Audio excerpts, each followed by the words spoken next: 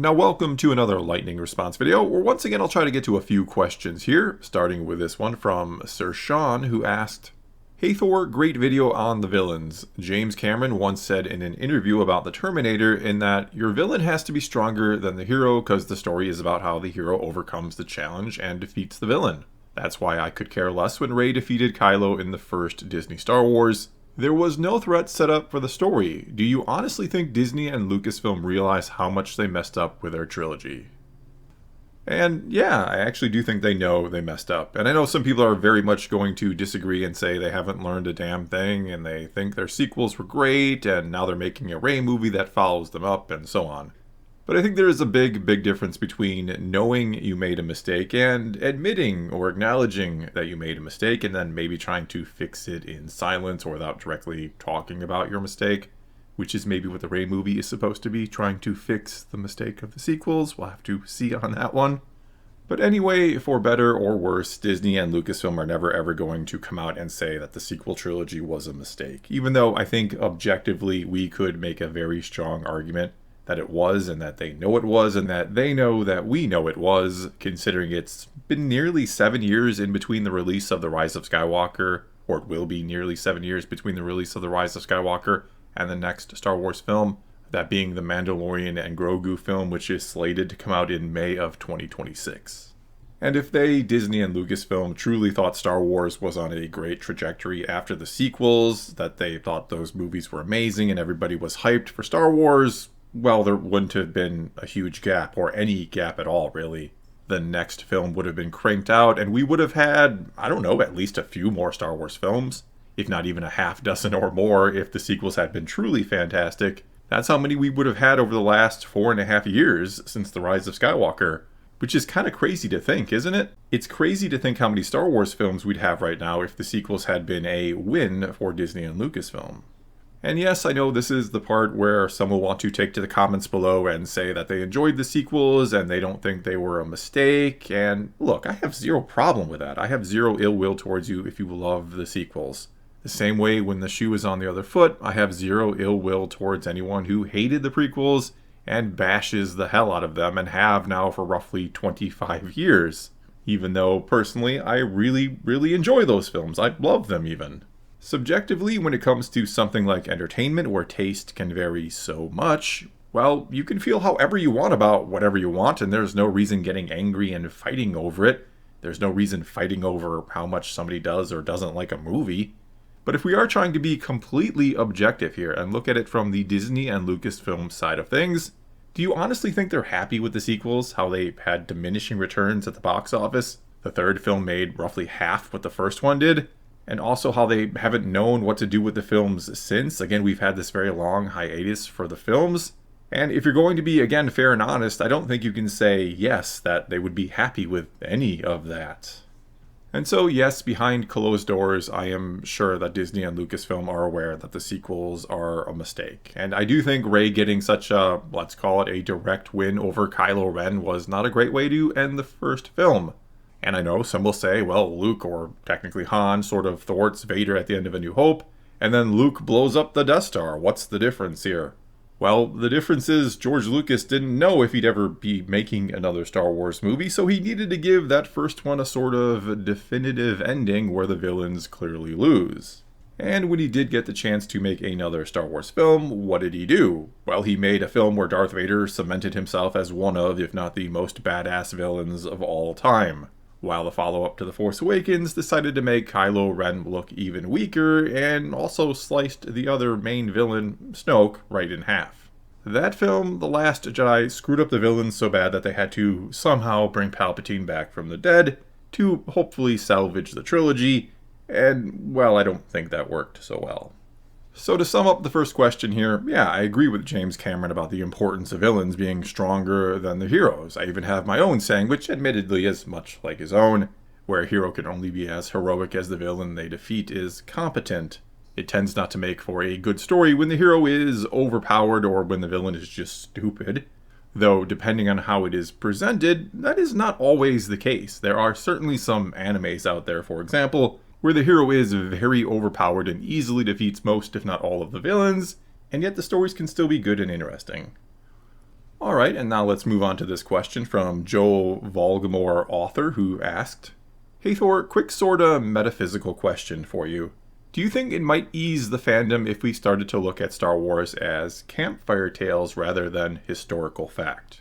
As bad as I hate the sequels, the Broom Boy ending with the kids telling stories might actually be a better way to see the Star Wars galaxy. It seems as if the divisiveness could be avoided and the content be more satisfying if we all let go of canon versus EU versus Disney Star Wars, and just enjoyed everything as if we were on the front porch listening to Grandpa tell stories of the old days. What do you think? And I mean, I do kind of agree with you. It would probably be the best way to look at it, though I think most fans like to think of it as historical fact. They like to treat it as a real galaxy from a long time ago. It's just more immersive and fun that way. Even though I don't think that's how George Lucas himself looked at it, I think he was far more interested in just telling stories rather than creating Star Wars or creating the galaxy and the lore and the history, if that makes sense. Now, I'm not saying he wasn't good at all that stuff, at world building, but that certainly wasn't the point of Star Wars to him, and in reverse, I do think there are fans that completely miss the point of Star Wars, who don't understand what the stories are trying to say, but they do know every single little detail about Star Wars, who treat it a bit too much like historical fact, and kind of miss the forest for the trees. I also think that's what Dave Filoni meant when he said, or when Sam Witwer said he said this, that it's good that the canon doesn't always line up, that it's good that there is some variation from story to story, that there are little differences or different versions of events from time to time, that kind of, to use your terminology, they should be stories told around the campfire, not a historical documentation of another galaxy. Which, yeah, partly sounds like him maybe making excuses for all the retconning he does, but it also sounds like it might align with what Lucas would say. Again, I think he was more interested in telling stories than the little details or making things align perfectly from story to story. Not that I think he didn't care at all about consistency, even though, according to Filoni, Lucas once said that continuity was for wimps. Lucas also talked once about how, and I'm paraphrasing here, but if you're noticing the little mistakes in a film, you're missing what's important, you're missing the bigger picture. And I think this all kind of goes along with this question from Danko Kamchevsky, who asked, Hey Thor, what do you think about much of Star Wars being filling the gaps of existing stories and characters, rather than making the leaps into completely new stories and characters? And I think you could argue this is maybe the problem that comes about when you start looking at Star Wars as a history rather than a set of stories. And no, I'm not arguing that the canon isn't important or it's okay to be inconsistent. I absolutely think you should be consistent. Just that when you do focus on the history or the lore aspect of it, which I personally do love to do, you maybe do have a tendency to want to fill in the gaps of that lore and or history rather than just tell stories that might be more interesting. To go along with this, there's even this question from Veterlit Torf, who said or asked, Hey Thor, do you think the Bad Batch was really inconsequential? I feel like nothing was really accomplished. The characters didn't really undermine the Empire or make much of a difference in the grand scheme of things. Sure, they compromised Project Necromancer, but we know that will be a success eventually anyway. Say what you want about Rebels, but the Rebellion actually made tangible accomplishments like expanding the fleet, stopping the mass production of TIE Defenders, liberating Lothal, etc. I just don't get the point of the Bad Batch series, especially since it wasted so much time on side quests and filler. And the funny thing is, I kind of agree and disagree with you here. I get your point, and I can see the counter-argument, I guess. Because it does feel like, in the grand scheme of things, yes, there was a story here that was rather inconsequential to the bigger picture. Nothing they did really mattered or changed anything as far as we know. Palpatine is going to return one day. The mystery of the clones is still kind of up in the air. We don't know what is going to happen to them. Did they really make any difference in the life of any clones other than the few that they freed from Mount Tantus? Yet at the same time, you could argue it was just an interesting story about a group of characters, that it even gave them a satisfying and pretty much happy ending after all they had gone through. That it was really just about the Bad Batch, nothing more, nothing less. And so when it comes to this debate, I guess you could call it, a lot really depends on just how you want to look at Star Wars. Do you care more about the story and the characters at hand in the moment? Or is it more about the larger story and the lore and the history and all of that? And I don't think there is a right answer. It is all subjective. It's all how you want to consume Star Wars. Even though, yeah, again, I do think the stories, even if you just want them to be more or less independent stories, they should still strive to be consistent with each other. Because, again, no matter how you look at it, it is hard to take a story seriously when a previous story with the same characters or kind of using the same event, whatever it might be, when it tells you something completely different happened. One way or another, I think we all want to assume this all takes place in the same galaxy, and a consistent canon is going to make that easy no matter how you really want to look at the stories. This all then leads to one final comment here, or question, at least for this video. There were a ton of great questions on yesterday's video, none of which I responded to here, but I hope to in a future one of these videos. But anyway, the last one for today comes to us from Aaron Eclipse, who asked, "Hey Thor, I wanted to get your thoughts on what makes for a good redemption arc in Star Wars. More specifically, how do you do redemption in Star Wars without overusing it? Take someone like Crosshair and Barriss Offee. Why is Crosshair's arc not considered redundant while Barriss's is?" I think I might already know the answer, but I'd love to hear your thoughts. And I think time is probably the biggest or most key component when it comes to a good redemption story. I think what separates Barriss from Crosshair is that we had 3 seasons to see Crosshair sort of fall or go astray and leave his brothers and the consequences of that. And then he starts to sort of ponder or come to regret what he had done, even having this great episode late in season 2 where it all kind of comes to a head and he kills the Imperial officer.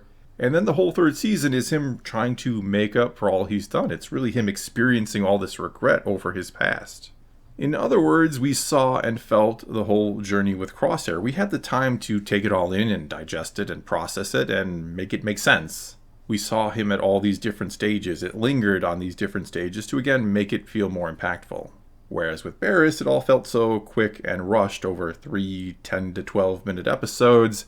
And even at the start of Tales of the Empire, it didn't seem to align that well with where she had left off in the Clone Wars. She didn't seem to be, shall we say, as lost or as evil as she should have from the very start, considering all the horrible things she had done in the Clone Wars. Also, the more characters you redeem, the more redemption in Star Wars feels like a given instead of something that is very difficult and earned. And I get that Star Wars is sort of known for its redemption story. The story of Anakin is the main story of Star Wars, you could say. But sometimes, to help that story and a few other stories of redemption from time to time, you really just need some characters to become the villain and ultimately die the villain. Well, I think that's all I got for you this time. Now it is your turn to take to the comments below and tell me what you think about any or all of this. What do you think about any of my responses? Do you think Star Wars should be seen as more of campfire stories, or do you like to think of it as historical fact?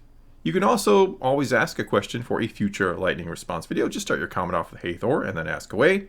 But whatever you choose to do, leave a comment below and let's talk some Star Wars. And until next time, thanks for watching.